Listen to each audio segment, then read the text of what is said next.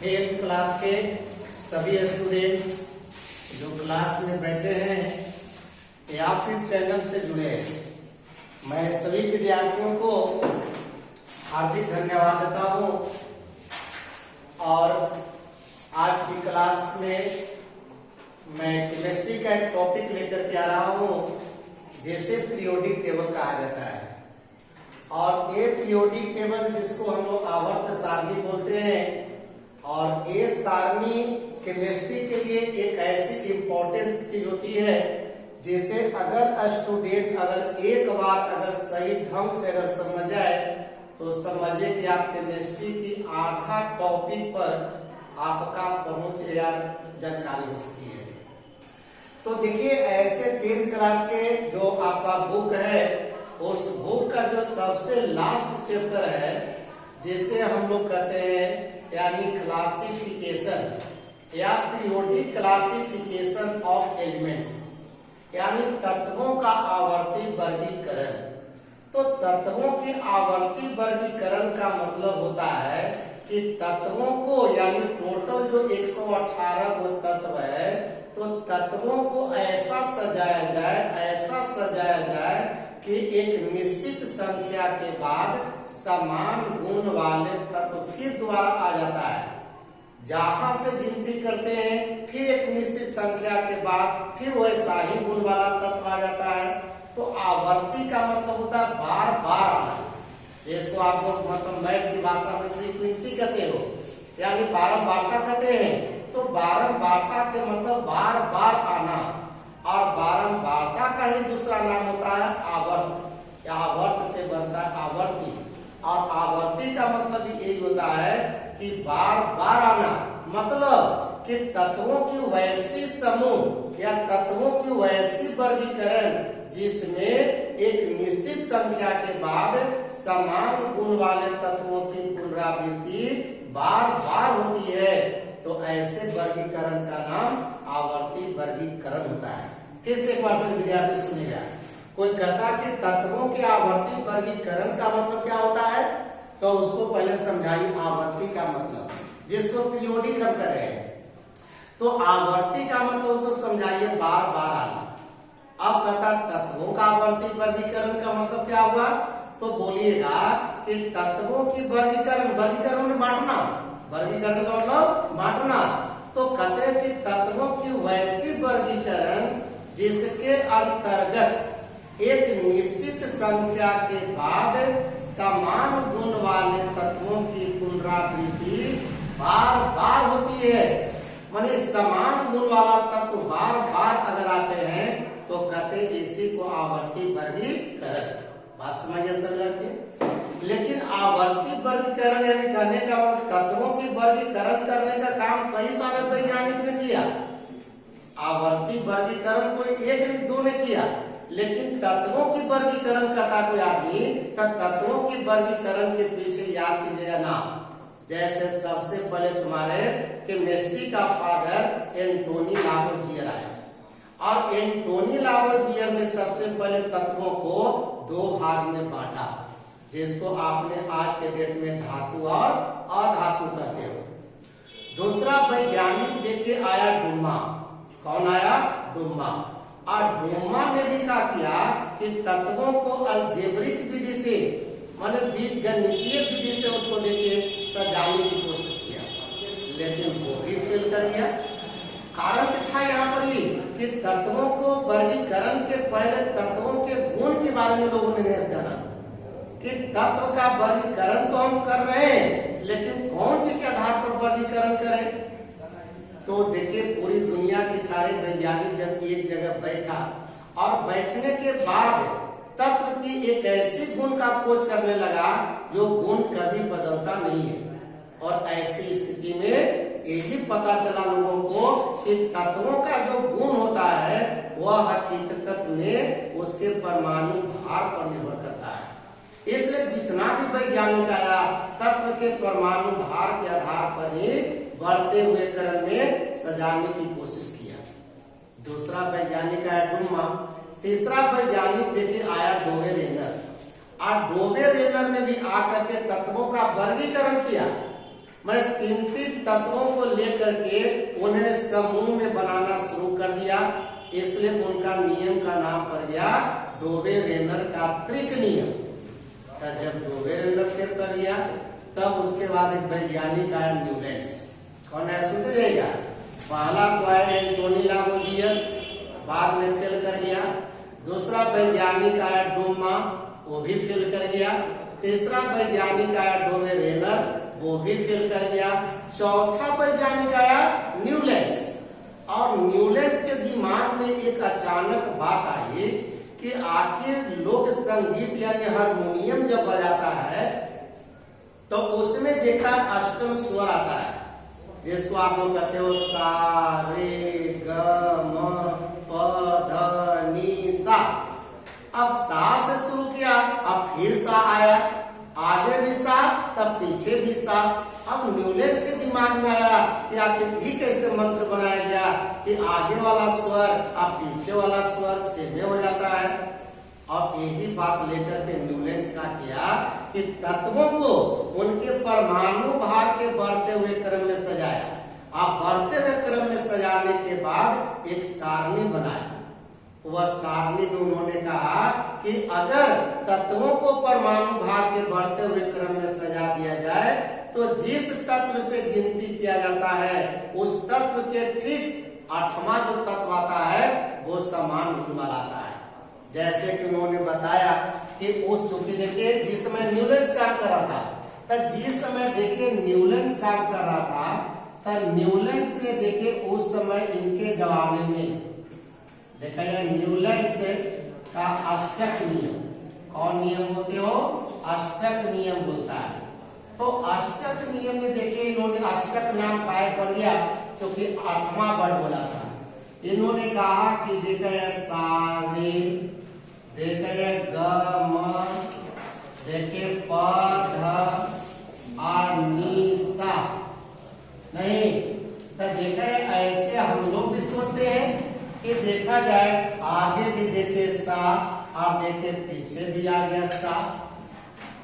अब यहां से गिनती करते हो तो 8वां देखिए उस वर्ण आ पाता, दोनों सेम हो जाता है।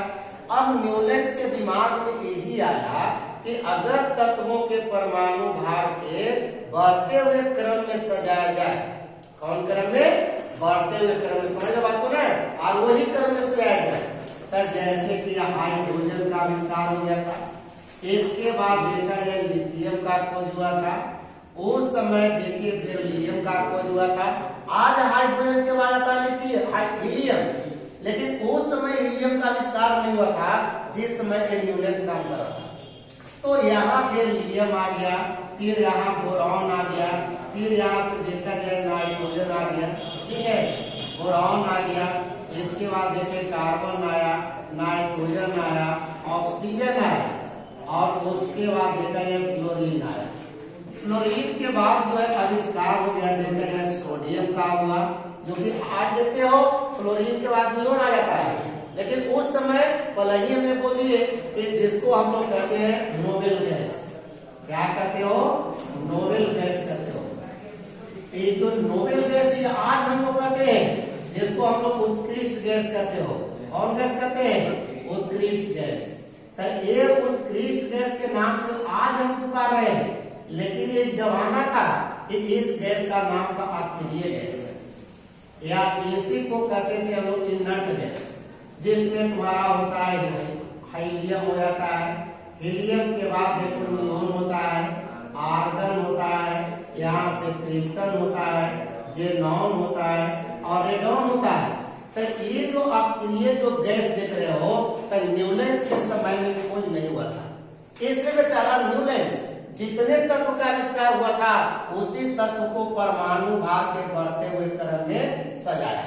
और सजाने के बाद सोडियम के बाद देखिए मैग्नीशियम आया, बाद में देखिए एल्युमिनियम आया, सिलिकॉन का खोज हो गया, फास्फोरस का खोज हुआ, सल्फर का खोज हो गया, क्लोरीन का खोज हो गया। उस समय आर्गन की खोज नहीं हुई थी। उसके बाद डायरेक्ट देखा जाए पोटासियम हो गया, और इसी तरह से देखा जाए कैल्शियम का आविष्कार हो गया।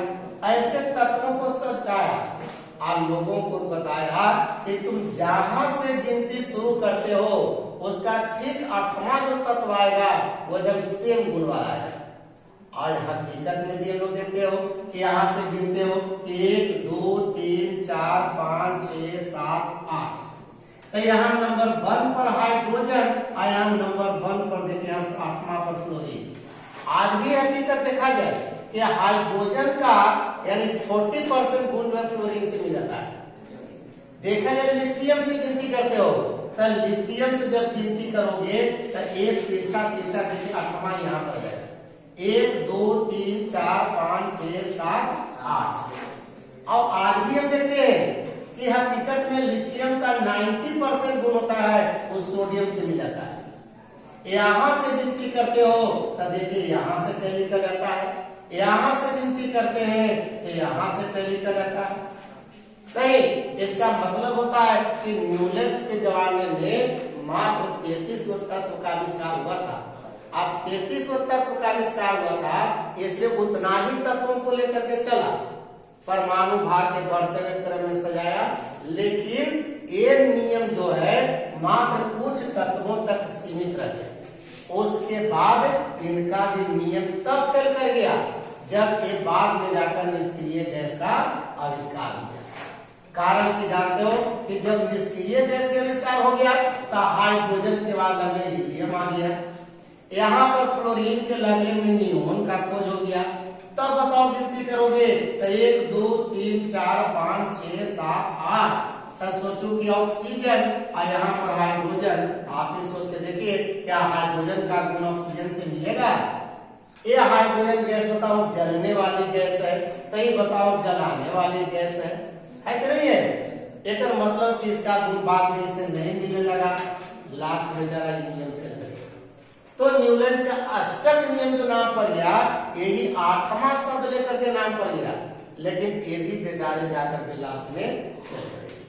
तो जब ये फेल कर गया तो अब तक इनके जमाने तक न्यूलैंड्स, और न्यूलैंड्स के बाद जो वैज्ञानिक आया उसका नाम था लोथर मेयर। क्या नाम था जी? Lothar Meyer. अब लोथर मेयर क्या किया कि तत्व के परमाणु का आयतन को पकड़ा। कारण कि चूंकि आप जानते हैं कि घनत्व बराबर द्रव्यमान बटे आयतन होता है, तब घनत्व बराबर द्रव्यमान बटे आयतन होता है। लोथर मेयर के दिमाग में आया कि ऐसा तो नहीं है कि परमाणु के आयतन को लेकर के अगर चलते हैं तो क्या वो बढ़ सकता है कि नहीं। लोथर मेयर ने प्रयास किया, उन्होंने भी ग्राफ बनाया और ग्राफ बना करके सजाने की कोशिश किया बेचारा, लेकिन लोथर मेयर भी लास्ट में फेल गए। तब उसके बाद जमाना आ गया मेंडलीफ का। किसका जमाना आया? मेंडलीफ का। और मेंडलीफ चूंकि इसके पहले कई सारा वैज्ञानिक फेल कर लिया था, इसलिए मेंडलीफ ने यानी यहाँ पर एक गहन अध्ययन किया, और गहन अध्ययन करने के बाद उन्होंने कहा कि ये बात सही है। यहाँ पर देखिए न्यूलैंड्स का जब अष्टक नियम जब फेल कर गया तब वही तुम्हारा आया वैज्ञानिक, एक रूस का वैज्ञानिक था जिसका नाम था मेंडलीफ। और मेंडलीफ ने देखिए आकर के एक नियम बताया, उस नियम का नाम पड़ गया मेंडलीफ का आवर्त नियम। तो मेंडलीफ का जो आवर्त नियम आया, यहाँ पर मेंडलीफ नाम है, तब मेंडलीफ का आवर्त नियम, इस नियम में बताया गया, इन्होंने क्या कहा कि तत्व का, देखा जाए इन्होंने क्या बोलता है कि तत्व का यानी भौतिक एवं यानी रासायनिक गुण, ठीक है, रासायनिक गुण उनके यानी परमाणु भार का आवर्त फलन होता है, आवर्त फलन होता है। देखिए ये बात किसने बताया? यानी मेंडलीफ ने बताया। किसने बताया? मेंडलीफ ने लोगों को बताया जब क्लियर कट कि देखिए किसी भी तत्व का अगर भौतिक और रासायनिक गुण जानना चाहता है तो उसके लिए तुमको उसका परमाणु भार जानना होगा। परमाणु भार से ही उसका भौतिक और रासायनिक गुण का पता लगा सकते हो। इसलिए कहा कि तत्व का भौतिक एवं रासायनिक गुण उनके परमाणु भार का आवर्त फलन होता है। माने उनके परमाणु भार पर ही ये निर्भर करता है, भौतिक गुण और रासायनिक। और इस बात को लेकर के मेंडलीफ ने कहा किया कि इनके जमाने तक टोटल 63 तत्व का खोज हो गया था। आज में 118 लोग करे हो कि 118 तत्व का आविष्कार हो गया सर, लेकिन जिस समय डूमा काम कर रहा था, न्यूलैंड काम किया, यानी डोवेरेनर काम किया, उस समय इतना सारा तत्व नहीं था। आज जो देखता है इतना संख्या में 118 तत्व का आविष्कार हो गया, मेंडलीफ के समय मात्र 63 तत्व था। इस 63 तत्व को काटे लिया और सबसे पहले उनको परमाणु भार के बढ़ते हुए क्रम में सजाया, और सजाने के बाद तब उन्होंने एक सारणी बनाया। उस सारणी का नाम पड़ गया मेंडलीफ का आवर्त सारणी।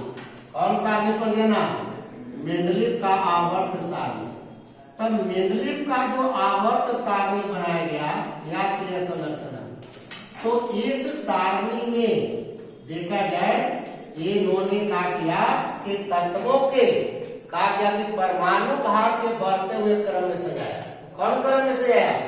हालांकि डोवेरेनर ने वही काम किया, परमाणु भार के बढ़ते हुए क्रम में सजाया था डोवेरेनर भी, यानी कि उसके पहले जो आया डूमा, डोवेरेनर आपको न्यूलैंड, तो सब परमाणु भार के आधार पर लिया, लेकिन सबसे सटीक जवाब देने वाला मेंडलीफ था। देखिए वैज्ञानिक कुछ लोग फेल कर कैसे, डोवेरेनर ने 3 बात हो गया कि 3 तत्व को लेकर चलो, उसमें फेल कर गया। न्यूलैंड ने कहा किया कि 8 शब्द बोल के फेल कर लिया। जब पास कर गया था तब कहावत सुना तो देहात का कि अगर आदमी को दूध से मुंह जल जाता है तब मट्ठा भी जरा फूंक के लोग पीता है। मेंडलीफ वैसा ही वैज्ञानिक था। ये देखा कि न्यूलैंड फेल कर गया, डोवेरेनर फेल कर गया, तो ऐसा ना हो कि हम भी फेल कर जाए, इसलिए देर से आया लेकिन दुरुस्त आया।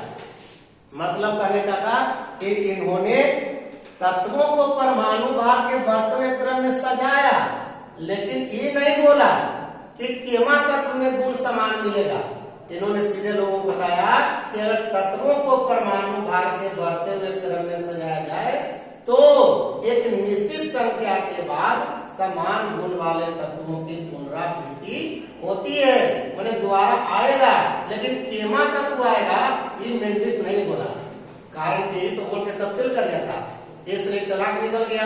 इन्होंने कहा कि नहीं, तत्वों को परमाणु भार के बढ़ते हुए क्रम में सजाइए तो निश्चित है एक निश्चित संख्या के बाद समान गुण वाले तत्वों की पुनरावृत्ति होती है। और यही बात कर करके उन्होंने सारणी बनाया। उन्होंने सारणी में देखिए 2 तरह की पंक्ति खींचा, तो क्या हुआ कि पहले देखिए इस तरह से यहाँ पर मतलब उद्दग्ध रेखा खींचा। कौन रेखा खींचा? उद्दग्ध रेखा खींचा। और ये जो उद्दग्ध जो रेखा खींचा, इसी को उन्होंने क्या किया कि नाम वर्ग रख दिया।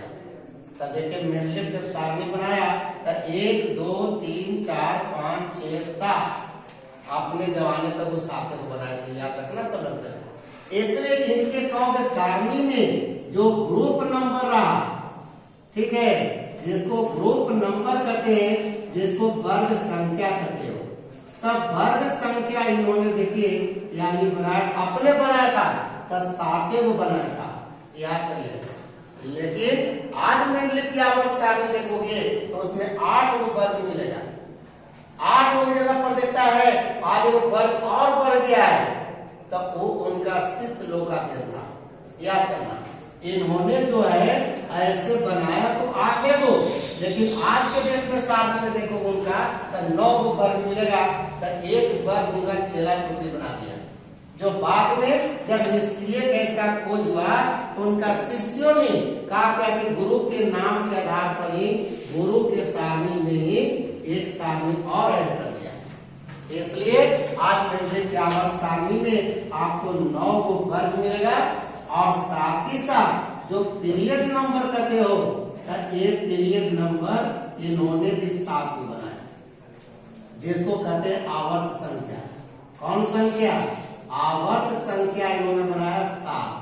तो देखिए ये जो उद्धव ऐसे कहा 1 2 बोला कि 1 हो गया या 2 हो गया, एक तीसरा वर्ग हुआ, ये चौथा वर्ग हो गया, ये पांचवा वर्ग हो गया, ये छठा वर्ग हो गया, ये सातवां वर्ग हो गया, ये आठवां वर्ग हो गया, और उनका शेष लोग बनाया उसका नाम दे दिया गया 0 वर्ग, यानी 9 वर्ग बनाया गया। और 7 को क्या किया गया कि 7 को क्षैतिज रेखा बनाया गया। तो 1 हो गया, 2 हो गया, देखा है 1 हो गया, यहाँ से देखा है 2 हो गया, फिर यहाँ से देखा है 3 हो गया, इसके बाद यहाँ से 4 हो गया, यहाँ से इसी तरह से 5 हो गया, यहाँ से देखा है 6 हो गया, और इसी तरह से 7 हो गया। तो ये जो क्षैतिज बनाया उसमें देखा गया 7 को बनाया, ये प्रथम बनाया, ये द्वितीय आवर्त हो गया, ये तृतीय आवर्त हुआ, चतुर्थ आवर्त हो गया, पंचम आवर्त हो गया, षष्ठ आवर्त हो गया, और 7वां आवर्त हो गया। तो इन्होंने 7 को आवर्त बनाया और 6 को वर्ग, सॉरी 9 को वर्ग बनाया। अब यही 9 वर्ग और 7 आवर्त के बारे में हम अगले क्लास में चर्चा करेंगे। फिलहाल आज क्लास यहीं पर स्टॉप कर जाती है। सभी बच्चों को धन्यवाद।